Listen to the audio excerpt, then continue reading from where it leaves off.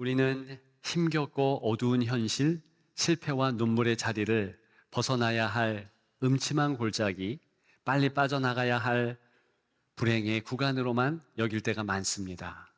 그러나 성경의 저자들과 믿음의 선배들의 고백과 그 삶을 조금만 살펴보면 하나님께서는 화려하고 높은 정상보다는 오히려 낮고 어두운 골짜기에서 자주 기다려 오셨음을 깨닫게 됩니다. 다윗을 보십시오. 사울의 칼을 피해 들판과 동굴을 전전할 때 여호와는 나의 목자시니 시편 23편에 놀라운 노래를 지었습니다. 요셉은 형들에게 버림받고 감옥에 갇힌 자리에서 오히려 하나님의 큰 꿈을 받았습니다. 지쳐 쓰러진 엘리야 곁에는 로뎀 나무 그늘 속에 하나님의 조용한 손길이 있었습니다. 실패로 낙심한 베드로는 갈릴리 바닷가에서 부활하신 주님을 다시 만났고, 사도 요한은 밤모섬 유배지에서 하늘의 문이 열리며 계시를 받을 수 있었고 쓸 수 있었습니다. 그러한 믿음의 선배들이, 믿음의 사람들이 증언하는 한 가지 사실은 이것입니다. 낮은 곳이 곧 은혜의 현장이다. 그렇습니다. 외롭고 깨어진 인생의 골짜기, 그 기가 막힌 저지대에서 하나님은 기다리셨다는 것입니다. 오늘 우리가 함께 읽은 요한계시록 14장 1절에서 5절도 이 진리를 다시 증폭해 들려줍니다. 어린 양이 시온 산 위에 서 계십니다. 예수 그리스도이시지요. 시온 산이라 했습니다. 그 시온 산은 결코 높고 화려한 무대가 아니라 십자가의 깊은 낮아지심의 자리입니다. 갈릴리 산입니다. 골고다 언덕입니다. 그래서 어린 양이신 예수님의 모습이 부각되고 있는 오늘 본문 아닙니까?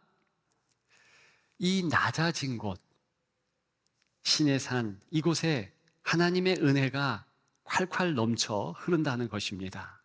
그곳에 어린 양이신 예수님의 계심 자체가 은혜입니다.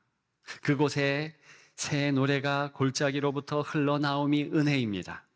바로 그 낮은 곳에서 하늘의 첫 열매가 맺히는 것이 은혜라는 것입니다. 신앙생활을 위해서 반드시 가져야 할 좌표 한 가지가 있지요. 은혜가 있는 곳입니다. 그곳은 낮은 곳 아닙니까? 낮은 곳, 그것이 은혜의 좌표 아닙니까? 모든 시대마다 은혜의 주소가 있다면 바로 낮은 곳이었습니다.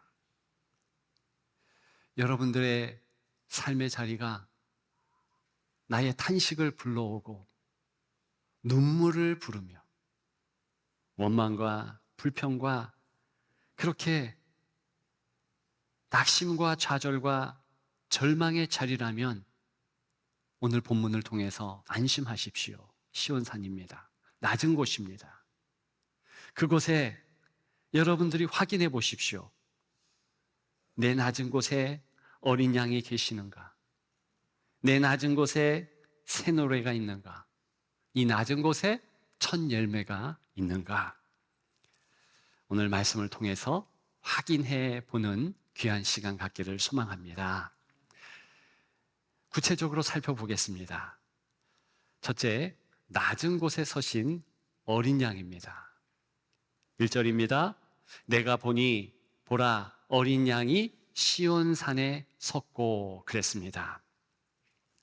사도 요한이 환상 중에 본 시온산의 주인공은 황금 왕관을 쓴 분이 아니었습니다. 대신 어떤 모습입니까?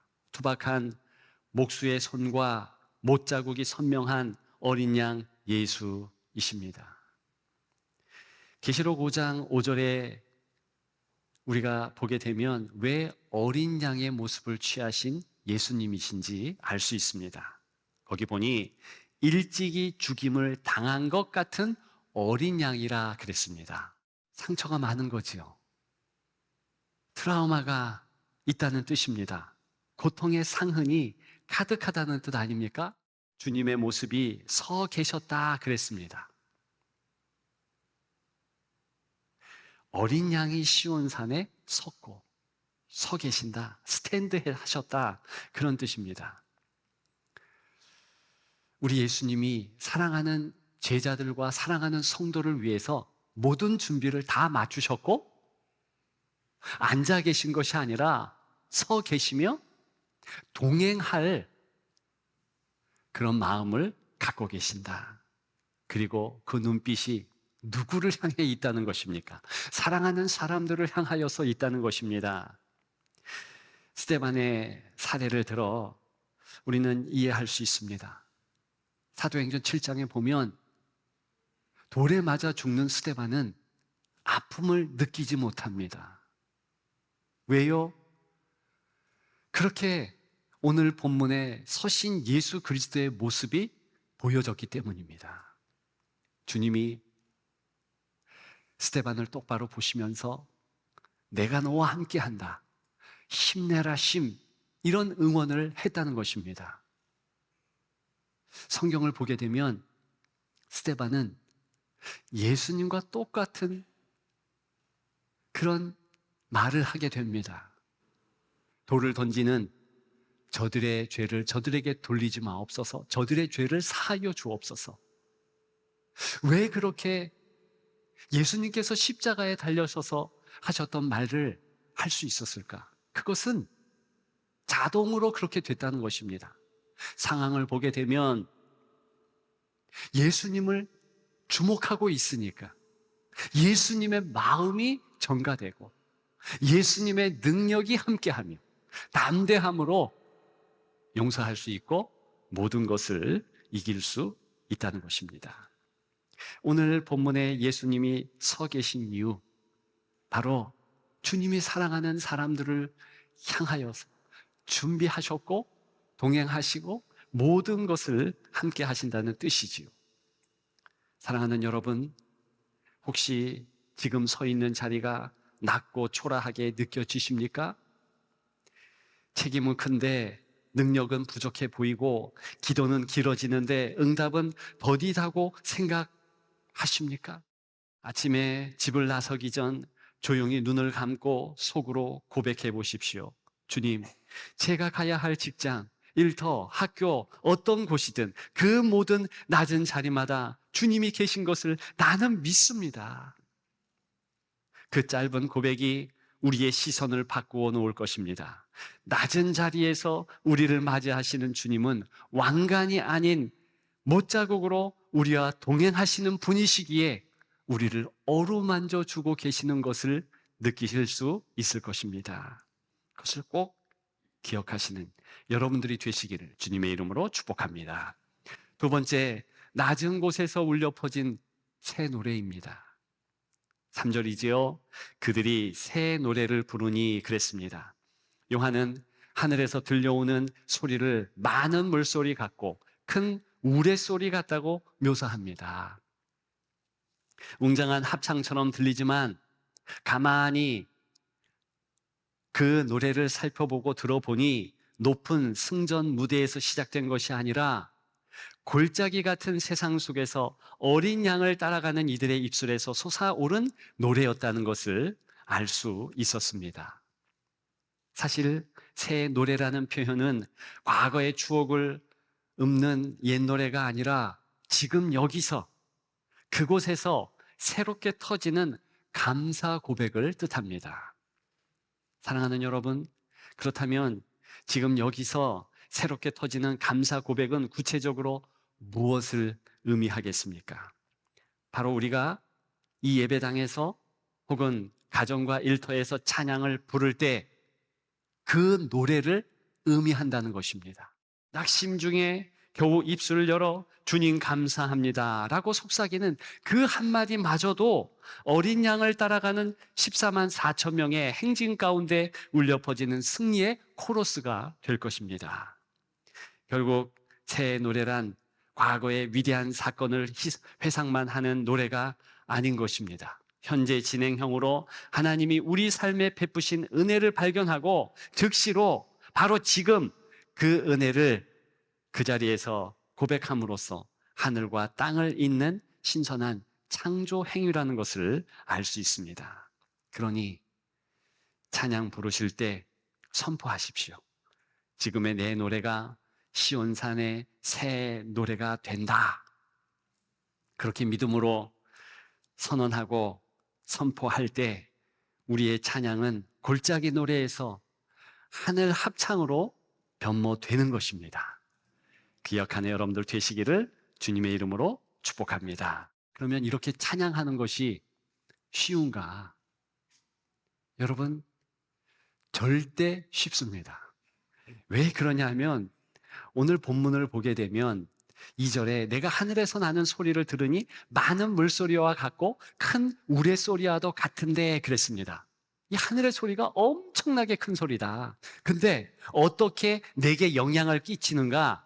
내가 들은 소리는 검은고 타는 자들이 그 검은고를 타는 것 같더라 그랬습니다. 이게 무슨 얘기냐 하면 소위 반주하는 소리와 같다는 것입니다. 사도 요한이 보니까 검은고 같다라는 원문의 뜻은요, 지금 반주가 나오니 14만 4천 명 준비하고 있다, 새 노래를 부른다, 그런 의미인 것입니다. 따라서 하늘의 멜로디에 귀를 기울일 수 있는 자, 하늘의 리듬에 몸을 맞출 수 있는 자, 얼마나 쉽겠습니까? 하늘 멜로디, 하늘 리듬은요, 하나님께서 선포하는 말씀일 수 있고요, 찬양일 수 있고요, 기도일 수 있는 것입니다. 하나님이 함께 하신다, 이 사실을 마음에 새기면서 부르는 찬양, 새 노래라는 것입니다. 과거에 다윗이 오늘 거론된 시온산, 이 시온산에 올라간 적이 있습니다. 처음으로 정복했고 법궤를 가지고 올라갈 때 어떻게 올라갔는가? 사무엘하 6장에 의하면 춤추며 올라갑니다. 물론 함께하는 찬양대가 각종 악기로 나팔소리로 그렇게 찬양의 이 메아리를 형성했지만 그렇게 춤출 수 있는 것은 어떤 리듬에 맞추었는가를 우리가 생각할 수 있습니다. 그것은 하늘의 리듬에 맞췄다는 것입니다. 그러면서 그 하늘의 리듬에 맞췄으므로 춤추려고 마음을 먹지 않아도 몸이 반응한다는 의미입니다. 찬양이 입술에서 터져 나온다는 것입니다. 그런데 그때 완전 반대의 상황에 한 사람이 있었습니다.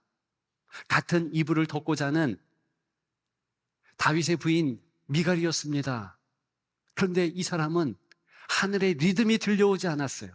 비록 땅의 찬양 소리는 들을 수 있었지만, 나팔 소리는 들을 수 있었지만 진짜 주목해야 할 하늘의 리듬에는 무감각했습니다. 그래서 왕이 채통이 없다.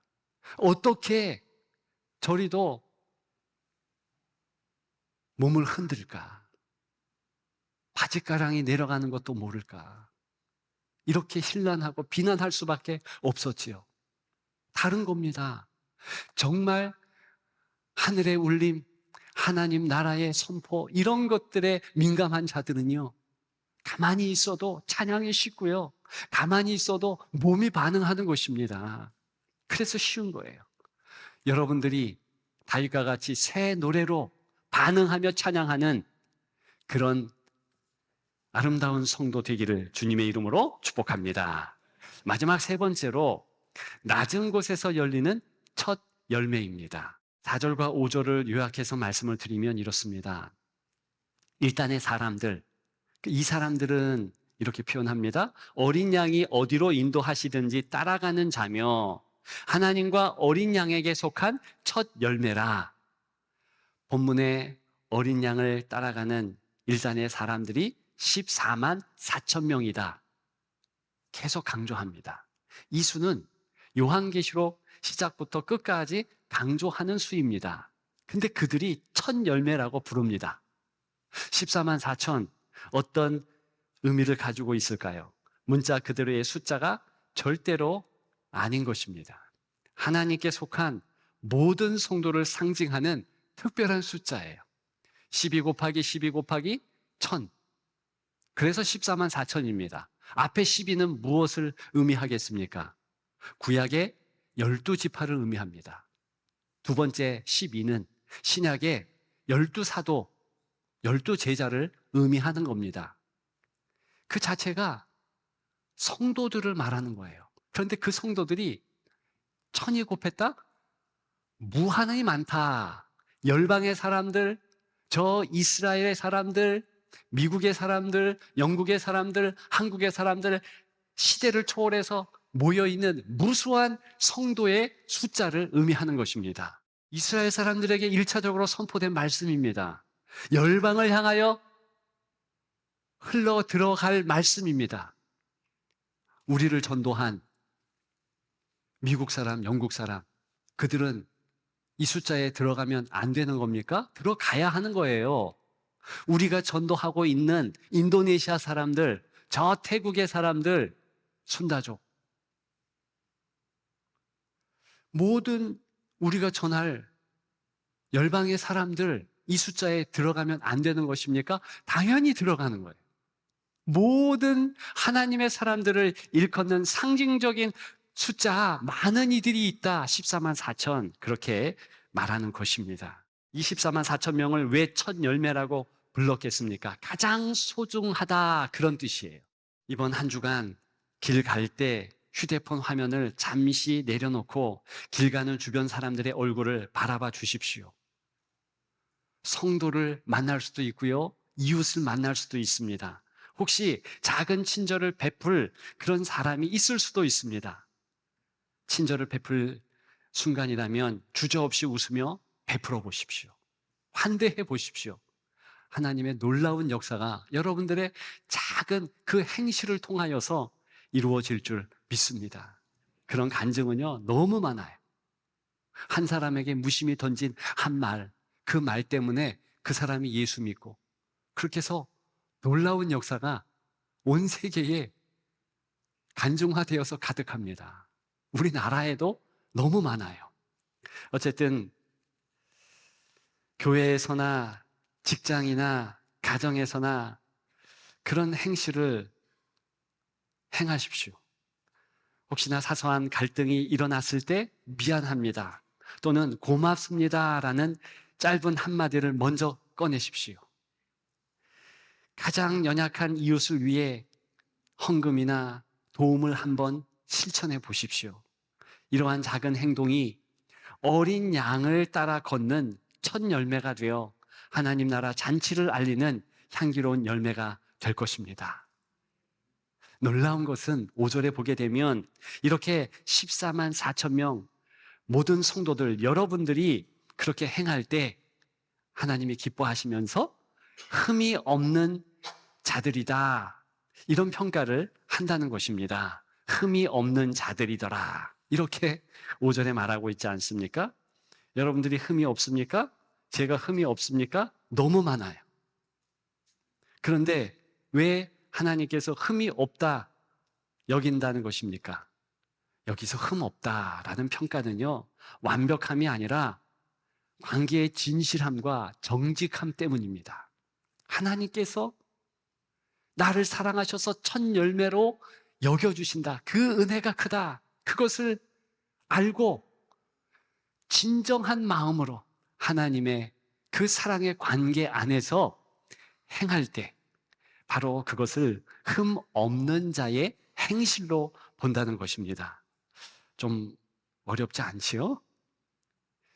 그렇게 행동하고 그렇게 나아갈 때 계속 하나님께서는 잘한다, 정말 잘한다, 그래, 네가 그렇게 행하면서 크고 작게 실수할 수 있지, 그러나 너의 중심을 안다, 너 흠 없다, 이렇게 말씀해 주신다는 것입니다. 서로의 상처와 약함을 품는 진정성이 있는, 서로 힘들고 어렵지만 그렇게 섬기는, 그래서 그 낮은 곳이 기쁨의 토양이 되고 하나님 은혜가 넘치는 역사가 있기를 축복합니다. 우리 공동체가 그렇게 되기를 주님의 이름으로 축복합니다. 이제 말씀을 마치려 합니다. 오늘 제목이 무엇입니까? 잘 아시죠? 낮은 곳에서 은혜를 만나라. 낮은 곳, 우리가 살아가는 일상이라는 것입니다. 거기에 주님이 함께 하셔요. 그 자체가 은혜 아닙니까? 그거 깨닫는 게 은혜 아닙니까? 우리가 새 노래를 부를 수 있어요. 그리고 그 노래는 부르자마자 천국에 접속하고 영원히 사라지지 않습니다. 에너지 보존 법칙. 그리고 우리 하나님께서 첫 열매로 귀하게 여겨주신다. 이 사실, 이것 인지하고 깨닫는 것 자체가 은혜 아닙니까? 거기에 반응해서 감사하고 기쁨으로 하나님 앞에 더욱 나아가는 그 모습, 그것이 오늘 본문이 말하는 은혜, 그리고 그 은혜에 대하는 우리의 모습인 것입니다. 이번 주 하루 3번 눈을 감고 주님 지금 여기 계십니다 라는 고백을 해보십시오. 그 고백이 여러분들의 삶의 골짜기를 은혜의 강가로 바꿀 것입니다. 그리고 이어서 감사 1줄, 2줄 기록해 보세요. 메모지가 없으면 그저 마음에 생각해 보세요. 예수 안 믿는 자들도 그저 감사만 했더니 내 몸의 세포가 달라지고 내 환경이 달라지더라. 그런 책을 무수하게 집필했습니다. 여러 권 보았습니다. 여러분들도 보셨지요?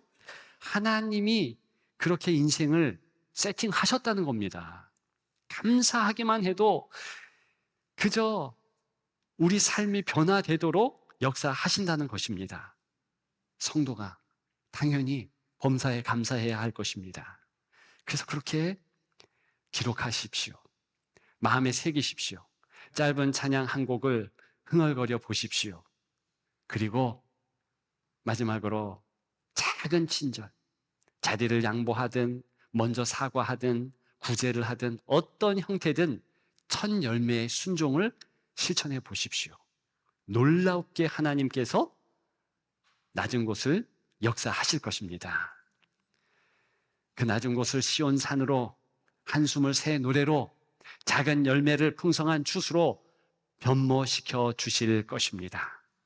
그래서 우리를 낮은 곳에서 높은 곳으로 나아가게 하시며 하나님의 진정한 찬양의 사람들로 변화시킬 것입니다. 그것을 기억하시면서 오늘, 내일 그렇게 감사로 승리하시는 여러분들 되시기를 주님의 이름으로 축복합니다.